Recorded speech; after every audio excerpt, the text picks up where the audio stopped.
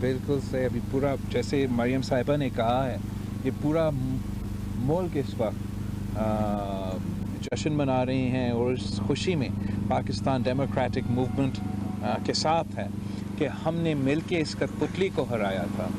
इमरान खान को हम सब ने मिलके हराया है और अब उनका अपना प्रेसिडेंट कह रहा है कि उसने अपना मेजॉरिटी जो नेशनल असेंबली में है वो खो चुका है। हम समझते हैं कि इमरान खान साहब और उनका कैबिना को जो तकरीर है, जो बातें हैं, वो अब उनके लफ्ज़ों के चुनाव से, उनके बोलने के तरीक़ेकार से ये पता चलता है कि ये घबरा चुके हैं। उनको पता है कि उनका वक्त अब ख़त्म होने वाला है और इंशाअल्लाह ताला जो मुस्तक़बिल है वो पाकिस्तान डेमोक्रेटिक मूवमेंट का है, वो जमहूरियत का है और हम हमेशा के लिए इंशाअल्लाह ताला इन कठपुतलियों को पाकिस्तान की सियासत से फारिग कर देंगे इंशाअल्लाह।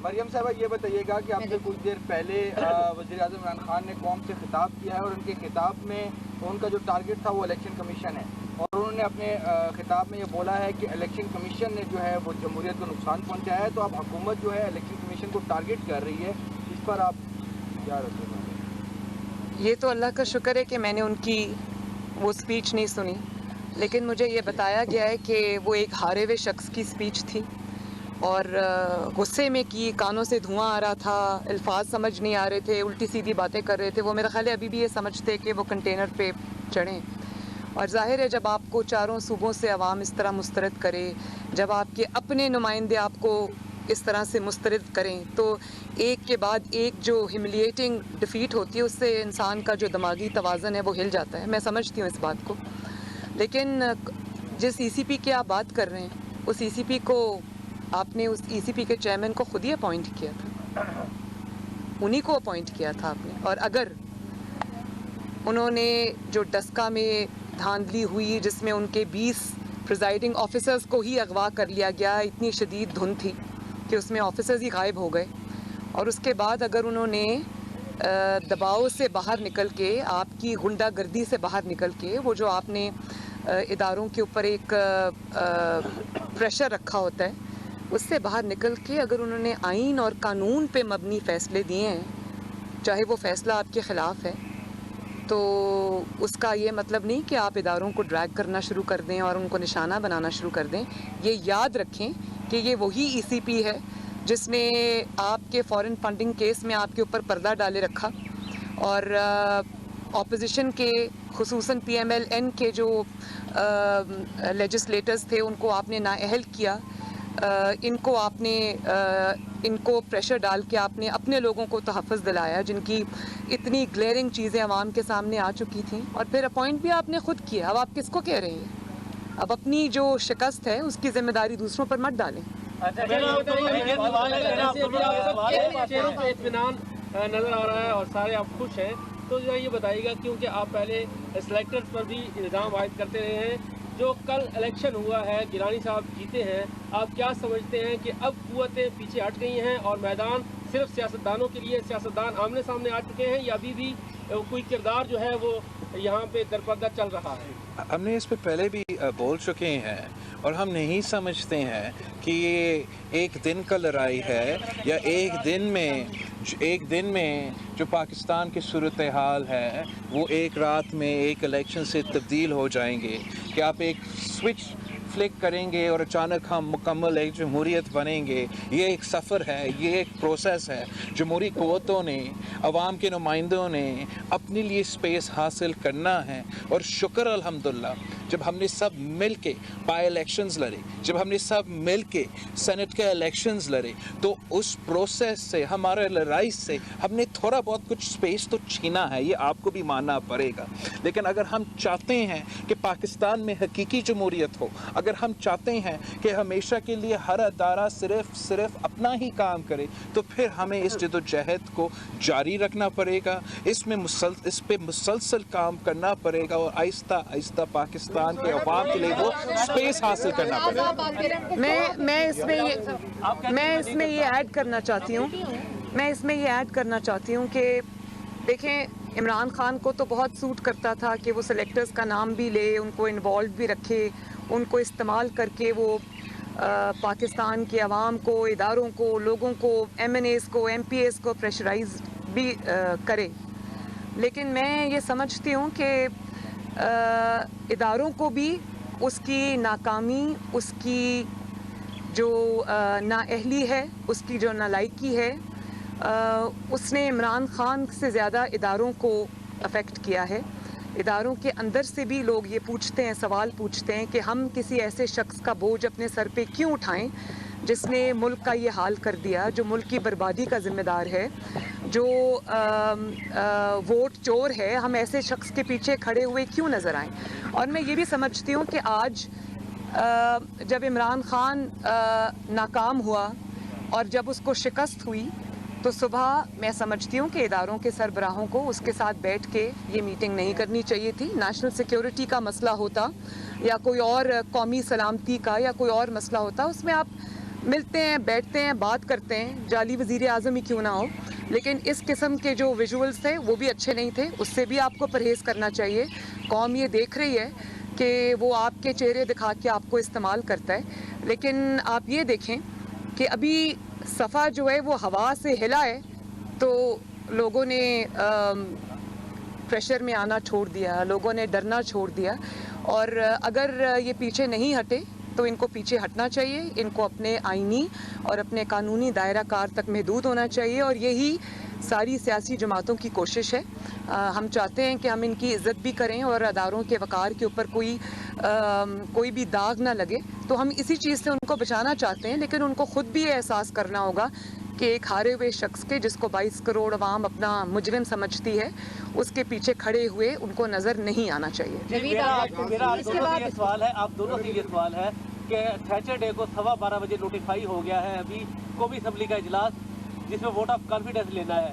क्या ऐसी मजबूरी आ गई कि आप prime minister vote of confidence लेने जा रहे हैं, जबकि आप तो पहले ही नो कॉन्फिडेंस कर चुके हैं उनके ऊपर? और दोनों से ये क्वेश्चन है कि आप इसको कैसे देखते हैं? फिर संजरानी साहब, जिनके लिए वोट चुराया गया था, दुनिया ने देखा कि सीक्रेट बैलेट में कुछ और निकला, और जब हाथ खड़े किए गए, बंदे खड़े किए गए, कुछ और था, वो फिर उम्मीदवार बन के सामने आ गए, जिनके बारे में कोई ठप्पा भी है कि वो शायद किसी मखसूस जगह के उम्मीदवार है। तो ये दोनों सवाल जरा आप दोनों इसके जवाब दे दें, आप इसको कैसे देखते हैं? क्या मैंने इसमें शरीक होंगे अपोजिशन?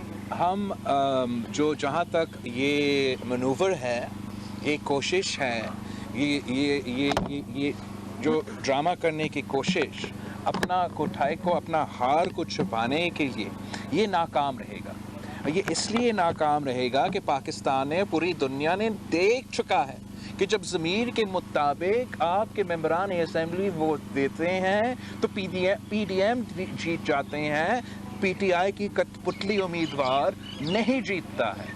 अब इमरान खान समझता है कि ये ड्रामाबाजी करके इस इशू को वो दबा सकेंगे, लेकिन अब पाकिस्तान डेमोक्रेटिक मूवमेंट फैसला करेगा, 11 जमातें फैसला करेंगे कि हम अदम एतमाद कब और कहाँ लेकर आएंगे।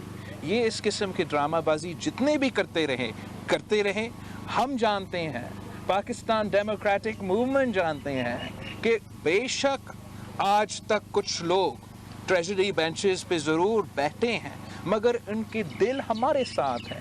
और जब भी पाकिस्तान डेमोक्रेटिक मूवमेंट का क़ियादत कॉल देगी तो वो सारे के सारे लोग उस तरफ से लेकर इस तरफ आएंगे।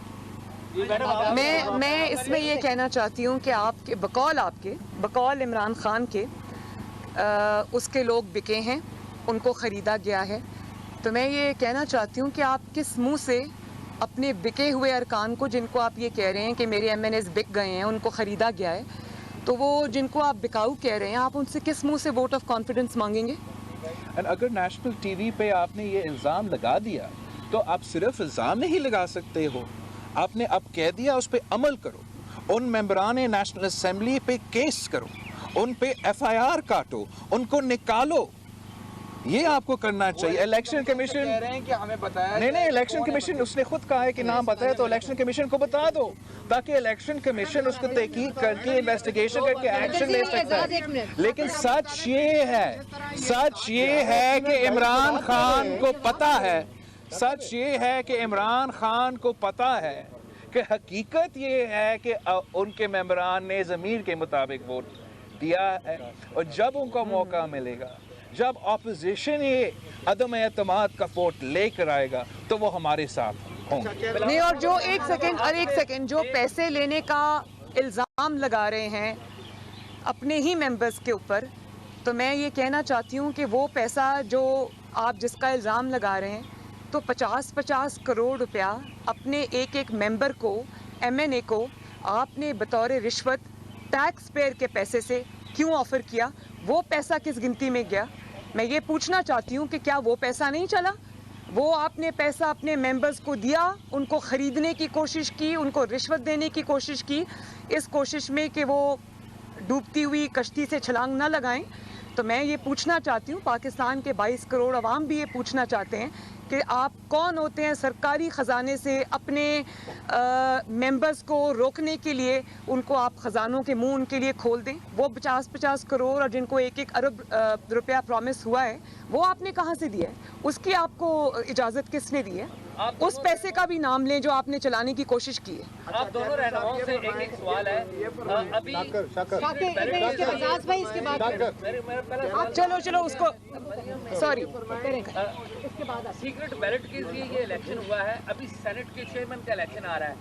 PDM और आप दो मरकजी रहनुमा हैं, आप हमायत करेंगे कि ये ओपन बैलेट के जरिए हो जाए या आप सीक्रेट बैलेट की हमायत करेंगे? एक बात तो ये है, और दूसरी हमने ये देखा है कि कुछ फ्रिक्शंस आ रही हैं पंजाब के अंदर भी, जो हुक्मरान इत्तेहाद है। तो क्या PDM को, पर्टिकुलरली मरीम, आप पंजाब के हवाले से आपका बैकग्राउंड भी ख़ास है, तो क्या चौधरीज ऑफ पंजाब, जो गुजरात के जो चौधरीज हैं, वो एक्सेप्टेबल होंगे PDM को कि अगर बुज़दार को हटा दें तो चौधरीज आपको एक्सेप्टेबल होंगे एज CM और इन एनी अदर शेप? देखिए, ये सिर्फ मुस्लिम लीग नून का फ़ैसला नहीं है। ये बात जो है वो PDM में डिस्कस होगी। अगर ये ऑप्शन है तो इस पे ऊपर बातचीत होगी। मौलाना फजल रहमान साहब की मौजूदगी में, मियाँ साहब की मौजूदगी में, जरदारी साहब की मौजूदगी में इस पे तबादला ख्याल होगा, और उसके बाद PDM जो भी डिसाइड करेगी, सबका मुश्तरका जो फैसला होगा उस पर अमल किया जाएगा। पहला सवाल आपका क्या था? जो सीक्रेट बैलेट है, ये ओपन बैलेट की हमायत करेंगे चेयरमैन सेनेट के इलेक्शन के अंदर? नहीं, ये तो अब कोई बात नहीं ना कि जब आपको ओपन बैलेट सूट करता है तो आप ओपन बैलेट के पीछे चल पड़ें। जब आपको ये पता चले कि आपके जो अब ज़िंदगी मौत का मसला हो गया, आपके लोग भाग रहे हैं, तो आपको ओपन बैलेट, और जब आपको सीक्रेट बैलेट सूट करता है उसके बाद आप कहें कि नहीं जी, आइन का है कि सीक्रेट बैलेट सूट करता है। 2 साल पहले आपको संजरानी साहब के इलेक्शन में सीक्रेट बैलेट सूट करता था। तो ये जो इस किस्म की बचगाना हरकतें हैं ना, लोगों को बेवकूफ़ ना समझें। लोग ये सब समझते हैं। आज आप खड़े होकर अगर कोई बात करते हैं तो लोग अपने आपके 3 साल के बयानात, आपकी 3 साल की कारकर्दगी, आपके 3 साल के जो स्टांस है वो निकाल के ले आते हैं। इसीलिए आपकी बात का कोई यकीन नहीं करता कि आपको जब ज़रूरत महसूस होती है, जब आपको अपने पाँव के नीचे से ज़मीन खिसकती महसूस होती है, तो आप अपना मौक़िफ़ बदल लेते हैं। ये तो नहीं हो सकता ना भाई। जहाँ तक सीक्रेट बैलेट और ओपन बैलेट का सवाल था, उस पे हमारा जो पाकिस्तान डेमोक्रेटिक मूवमेंट का सख्त रद्द अमल आया, वो जिस तरीके से वो हमारा आइन को और कानून को छोड़ के इसको इम्प्लीमेंट करना चाहते थे, उस पे हमारा सख्त एतराज़ था कि आप अगर आइन में तब्दीली लाना चाहते हो तो वो पार्लियामान का फोरम मौजूद है। जहाँ तक चार्टर ऑफ डेमोक्रेसी है, हमने अपना स्टेटेड पोजीशन जो हम चाहते हैं, किस तरफ हम आगे बढ़ना चाहते हैं, वो हमने स्टेट किया है। लेकिन उस रिफॉर्म के लिए, उस इलेक्टोरल रिफॉर्म के लिए कानून साजी तो होना पड़ेगा, वरना आपको जैसे क्रूज में है वैसे ही इलेक्शंस कंडक्ट करना पड़ेगा। और जो कानून साजी है वो डेमोक्रेटिकली इलेक्टेड गवर्नमेंट करेगी, ये वोट चोर नहीं करेगा। सैटरडे को मैडम क्या करेंगे आप लोग? जाएंगे, गैर हाजिर रहेंगे, बाइकाट करेंगे, या एतमाद के वोट के अमल का हिस्सा बनेंगे? क्या करेंगे आप सैटरडे को देख लीजिएगा, अभी हम क्यों बताएं आपको। मुश्तरका उम्मीदवार चेयरमैन सेनेट के लिए मुश्तरका उम्मीदवार से बात हुई है? मुश्तरका उम्मीदवार PDM का कौन होगा चेयरमैन सेनेट के लिए? जी बात हुई है, लेकिन इसका फैसला PDM करेगी। क्या गिलानी साहब का नाम इंतज़ार फरमाइए। हमने मौलाना फजल रहमान साहब के साथ और मियाँ नवाज शरीफ साहब के साथ ओरिजिनली डिस्कस किया था, और जब हम मिलते हैं कंसेंसस के साथ ऐलान भी करेंगे। वोट चोरी हुए थे, आप दोनों रहनुमाओं के वोट चोरी हुए थे संजानी की अदम एतमाद की तहरीक में। आप दोनों रहनुमा नाकाम हुए उन चोरों को अपनी सफ़ों के अंदर से सामने लाने में जिन्होंने आपका मैंडेट चोरी किया था, उस पर क्या कहेंगे आप? हम समझते हैं कि नया सेनेट इलेक्शन हो चुके हैं। हमने अपना नया सेनेट के इलेक्शंस के उम्मीदवार भी चुने हैं, नए टिकट्स दिए हैं, लोगों को सेनेट में भेजे हैं, और उस एक्सपीरियंस से काफ़ी सीख चुके हैं। अगर हम उस एक्सपीरियंस से नहीं सीख चुके होते तो गिलानी साहब आपके सामने सेनेटर इलेक्ट फ्रॉम इस्लामाबाद नहीं खड़ा हुआ होता। कमेटी बनाई गई थी तहरीक अदम एतमाद के जिन लोगों ने वोट नहीं दिया था सादिक संजरानी के खिलाफ, कमेटी बनाई गई थी, तो वो प्रोब करने के लिए बनाई थी। वो कहाँ वो कमेटी तो आपके लिए नहीं था ना, वो तो हमारे लिए था। और हमने अपना पार्टी में उस इंफॉर्मेशन को लेके अमल कुछ किया होगा, इसलिए उस पे इसलिए हम आपके सामने इतने मुतमिन और कॉन्फिडेंट करें। ये बता दें, जिस तरह पीडीएम ने यूसुफ रजा गिलानी का ये इलेक्शन इत्तेफाक से लड़ा है, क्या अगला जनरल इलेक्शन भी इसी तरह लड़ेंगे? आप मुखालिफ नहीं होंगे? दूसरी बात ये सर, कल तक आप लोग कहते थे कि लोटों की जगह यहाँ पर नहीं है, बाथरूम में है, क्योंकि अब इलेक्शन में नून लीग के टिकट की बातें होने लग गई हैं, वो लोटे कहाँ पे एडजस्ट होंगे सर? हम आई डोंट, मैं ये रिकग्नाइज नहीं करता हूँ जो सेंटेंस आपने इस्तेमाल किया है, लेकिन हम इस कठपुतली हुकूमत के ख़िलाफ़ और इस सिस्टम के ख़िलाफ़ सब मिल के काम कर रहे हैं, और उस लड़ाई में हम हर हथियार इस्तेमाल करने को तैयार है, भले क्यों नहीं वो लोटे भी हो। बिलावल साहब बता दें कि क्या बिलावल भुट्टो साहब का जो नुक्ता नज़र था कि अदम एतमाद में हमें जाना चाहिए, उसमें कामयाबी है, लॉन्ग मार्च अगर आगे भी हो जाती है, तो इस नुक्ता नज़र से कोई कायल हुए आप लोग के अगर इसमें जाएंगे तो कामयाबी होगी? बिलावल भुट्टो साहब ने इसका जवाब बड़ा अच्छा कल दिया कि ये कब करना है नहीं करना है, इसका फैसला पीडीएम करेगी। ये बताइएगा कि केपी में आपका एक उम्मीदवार वो हार चुके हैं और वो दो आ रहे हैं, केपी में इमरान खान की जीत हुई है, इस पर क्या कहते हैं? केपी में इमरान खान की जीत नहीं हुई, नौशहरा में इमरान के घर में घुस के उसको मारा है, और अगर कुछ सीट्स ये अपनी निकाल भी गए हैं सेनेट के अंदर तो ठीक है, लेकिन फेयर प्ले से करते तो बेहतर होता।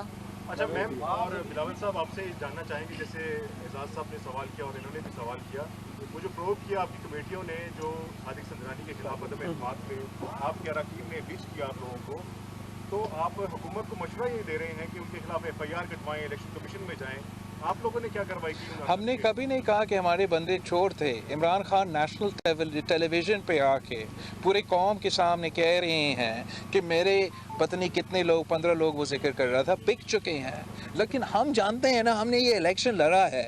आपके लोग जो इस तरफ वोट दिए हैं वो बड़े बहादुर लोग हैं, वो इस मुल्क के अवाम का हालात दे के आम आदमी का परेशानी दे के आपका जबर कर रेजिस्ट करते हुए, वो सारे इदारे जो आपके नीचे काम करते हैं उनको रेजिस्ट करते हुए यहाँ आके वोट दिए हैं। आप उन पे अगर चोरी का इल्ज़ाम लगा रहे हो, हम पे इस किस्म का इल्ज़ाम लगा रहे हो, तो ये इमरान खान का अपना प्रिंसिपल है। इमरान खान खुद कहता है कि मैंने तो केपी में इतने लोगों को निकाल दिया था, तो अभी भी निकाले। अगर ये हकीकत है, अगर इमरान खान अपना पोजीशन पे कायम है, अगर इमरान खान समझता है कि ये सच है, तो फिर हम चैलेंज करते हैं कि आप उन MNAs का नाम लो और उनको पार्लियामान से बाहर फेंको। देखिए, नहीं एक सेकंड, मैं आपको जवाब देती हूँ इस बात का। बजाय इसके कि हम अपने लोगों को चोर कहते, अपने लोगों को बिकाऊ कहते, हमने उन लोगों को पीछे हटने पे मजबूर किया है जो लोगों को धमकाते थे, डराते थे, फ़ोन कॉल्स करते थे, और उसका इलाज ये है। बीमारी की सिर्फ तशखीस नहीं की, उसका अल्हम्दुलिल्लाह इलाज भी किया। आपको सब कुछ पता है। हमारे लोग भी अब बड़े सियाने हो गए हैं, फ़ोन कॉल सुनते भी हैं, बात करते भी हैं, फिर करते वो ही है जो उनका दिल करता है।